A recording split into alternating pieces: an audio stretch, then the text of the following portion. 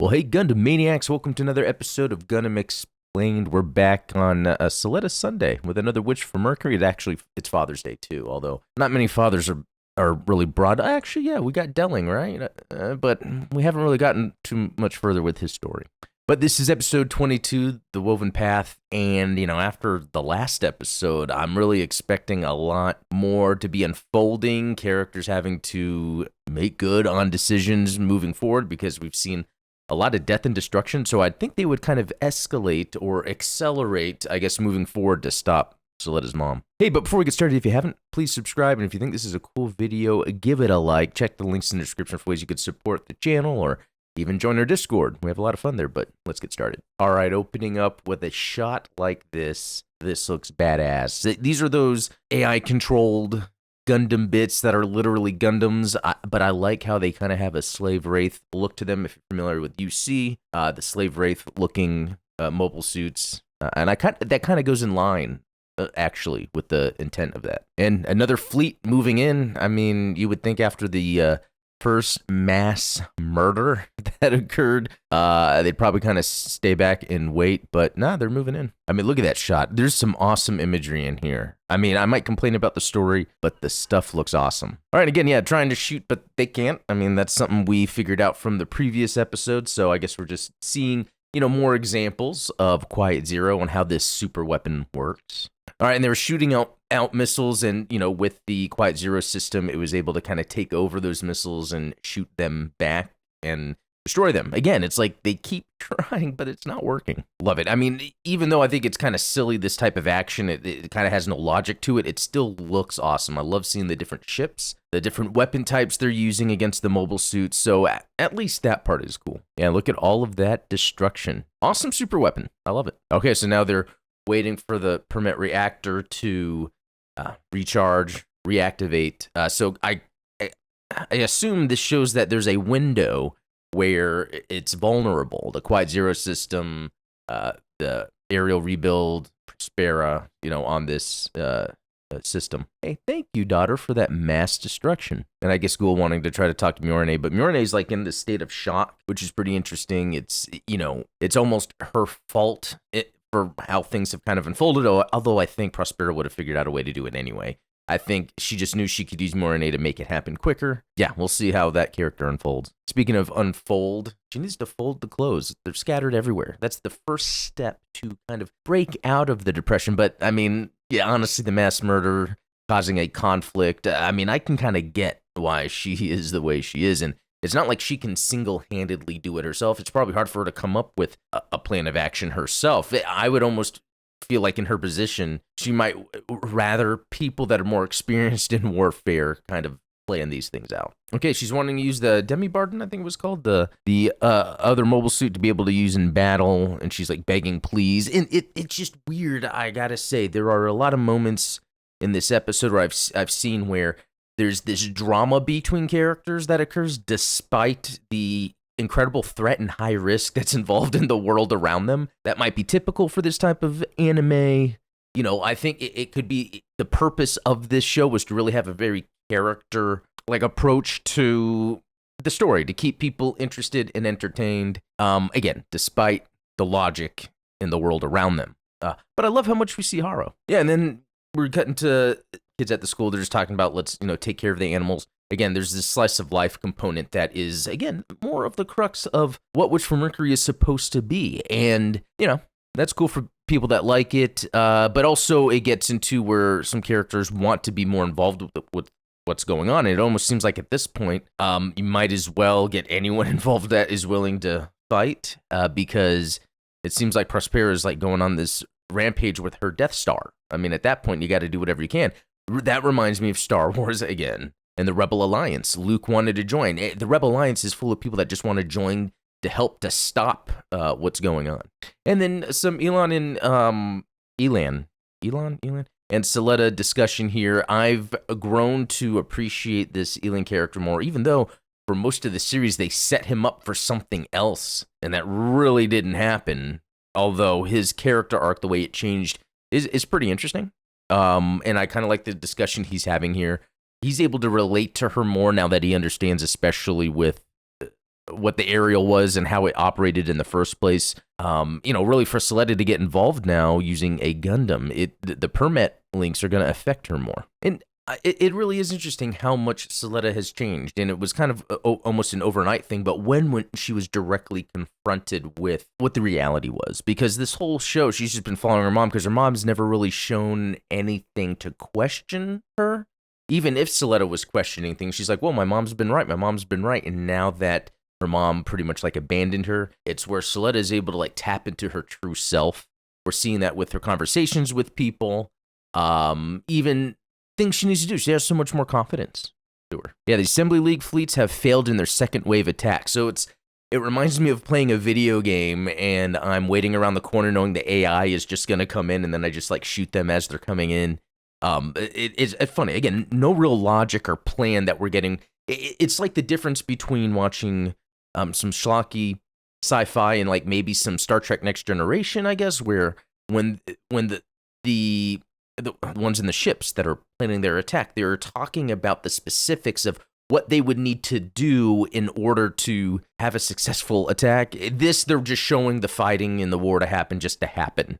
Because I think they're assuming, alongside the character drama, let's have the fighting for the people that like the fighting, but there's no logic behind it. Although there is a little bit of logic going on here, although it doesn't really play out in this episode. It seems more just to kind of talk about what things are happening. It gives Ghoul some more dialogue and discussion to have. Again, talking about how Quiet Zero is inactive now because it needs to recharge or whatever. We'll be ready to test the Caliban shortly. So yeah, this is where we're going to see that Caliban mobile suit. Be interesting to see. Love this shot. This kind of goes back to what I was saying earlier about the change in Saletta. Normally, Saletta would be the one hiding behind someone, acting freaked out, but Saletta can just stand there. She can take it. She's confident. She knows now that what she wants to do is the right thing, despite what her mom's been telling her. Like the other character hiding behind, acting like Saletta before. Okay.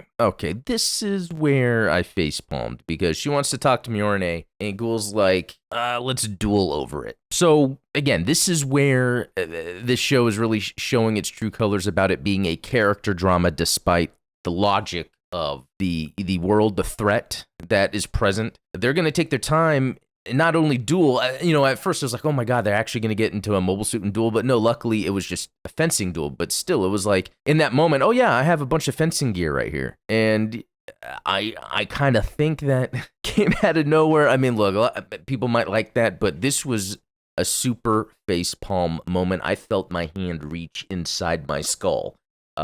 When they decided to duel right now, when, okay, we have Quiet Zero happens to be inactive right now, wouldn't we want to rush to maybe get to it real quick? But no, let's duel over who we're going to marry, even though we might all be dead. Again, this show, the logic's not about the world, it's really about the drama between characters. But despite that, it is cool. I gotta say, it is cool to see some animation dueling going on.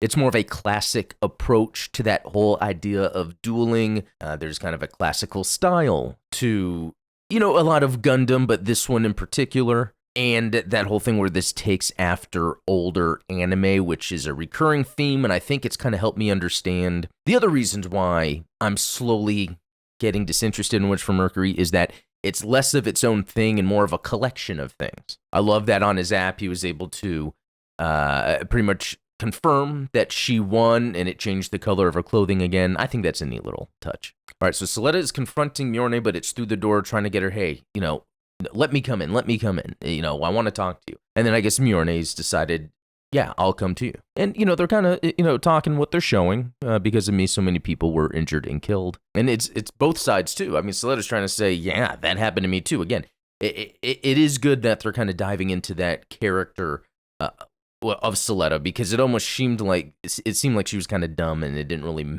matter what she was doing, but she is atoning for everything that occurred that she knew was wrong. And not only does this discussion go on for quite a while between them two, but so does the animation of Mirena walking to the door. I guess they wanted to show off some calves? Yeah, I just clicked ahead in the timeline and she's still walking. Maybe this is for those feet people, right? Isn't there a website for that? All right. Baddie is all back like, okay, they took their time dueling and trying to win back their hands in marriage. I guess fitting for Father's Day. All right, back at the plant, we see Quiet Zero showing up. I love this design. I might complain about other things, but again, the designs here are cool. All right, and these Gundams are getting prepared to roll out again. It looks like they're at Plant Quetta to look for more components to the Quiet Zero system, and they're not there. They've been moved. Where? The Delling's plant. Okay, at present, Quiet Zero's data storm deployment level is only at 60%. So yeah, it's not fully activated, but I guess, yeah, when it takes the time to get the other equipment, the characters going from plant to plant, talking to each other, it's kind of giving time for it to roll out. It's almost like this like trick to kind of create this like excitement that, oh my God, will they do it on time? But yeah, I mean, it's gonna activate on time. So pretty cool here, and I think this is a neat kind of technological world building component that actually lends to the logic of planning out an attack. But the Demi-Barding's option unit has a switchable cockpit space, meaning that it is able to still work even if the Quiet Zero has unleashed its data storm stuff. You know, they made a comment about it being like driving a car blindfolded, but I kind of like how that is an option here, kind of like an old school way to battle. And again, I like that with Saletta, she is saying she has decided on her own what she's going to do. And it's very interesting how there wasn't a lot of Saletta going through, I guess, the emotional toll of what she learned about what happened. They kind of went through that pretty quick. Emergency evacuation orders from Lagrange 4. So there's a little bit of world building, kind of like looking at how the colony looks with the city. Yeah, very low, I don't want to say low effort. That's,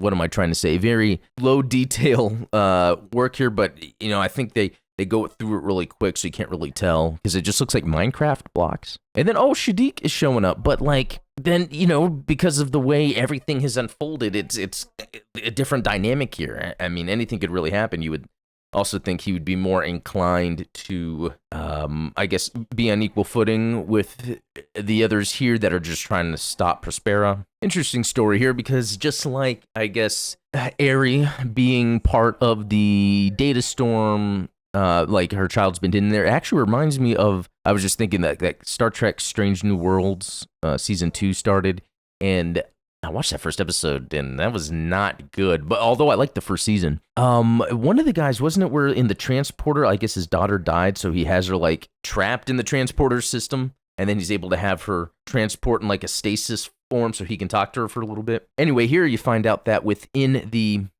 code of how the tomatoes are grown, that's a little more detailed than that, but there's code that is Mirene's mom talking to Mirena.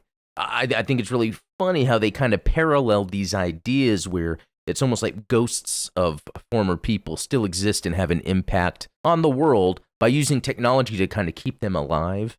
It makes me think of modern day, how there's so many ways that as people pass, modern technology allows people to still have that impact, which, you know, wouldn't be the case in less technological times unless things are, you know, transferred in stone. If there was some sort of EMP blast, we'd probably lose anything or any traces or remnants of people that have passed away. So I don't know. I think that's kind of an interesting thing here. I actually appreciate that. Yeah, I will always be attached to you, Mirena. Okay, and now we're looking at the Caliban. These names I forget, but anyway, the mobile suit, the Gundam that Saletta's going to use, and I love the look of it. This has more of a classic Gundam look. It reminds me of, I think it was 00, or near the end, there's that Gundam 0 or Gundam O or O Gundam, I forget. That comes out and looks like a classic Gundam, just modernized.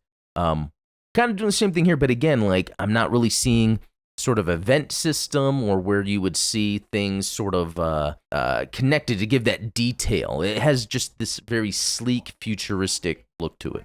And so for Saletta to be able to get to Quiet Zero through the force field and fight without shutting down, she has to get to permit score 5, but it actually takes a toll on her. So we're seeing for the first time where actually she is affected by that, whereas before that wasn't the case. So it's cool to kind of see logic being brought back in to kind of be part of the plans for moving forward. Yeah, the Caliban doesn't have any filters to reduce feedback from the data storm.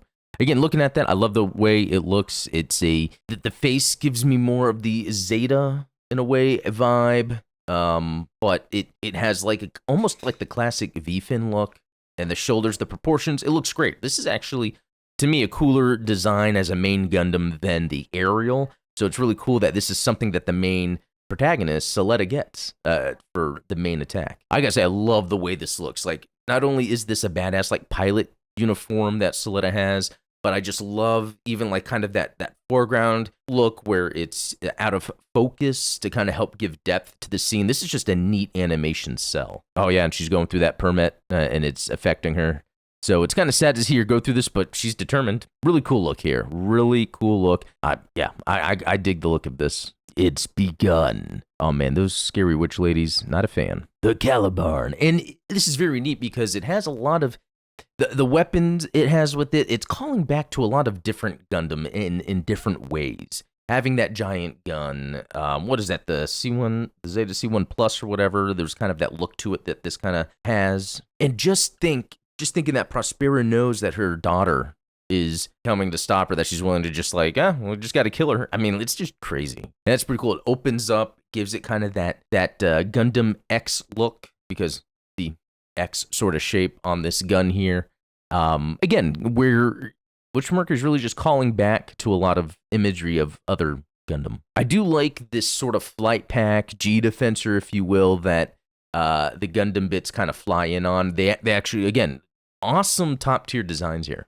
And, shout out to the rebuild Ariel. I don't think we really saw too much of it because I guess the mobile suit itself was made to be part of the Quiet Zero system, but it looks cool. Oh, and look at that. Okay, so we've got the other little conflict going on with Lauda and, Ghoul's brother. So at least there's some other interesting little parallel story going on besides him. It's completely emotionally driven. So, like, despite what's happening in the world, and I can jive with this, Lauda has his own motivations for what he's doing. Awesome shot right there. In fact, I'm going to screenshot this.